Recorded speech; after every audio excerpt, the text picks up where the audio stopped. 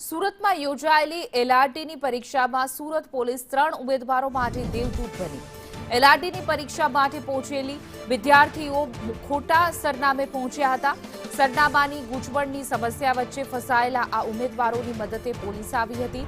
લસકાણાને બદલે 18 કિલોમીટર દૂર ડિંડોલી પહોંચી ગયેલી એક પરીક્ષાર્થીને પોલીસે સરકારી ગાડી દોડાવી સમયસર સાચા કેન્દ્ર સુધી પહોંચાડી।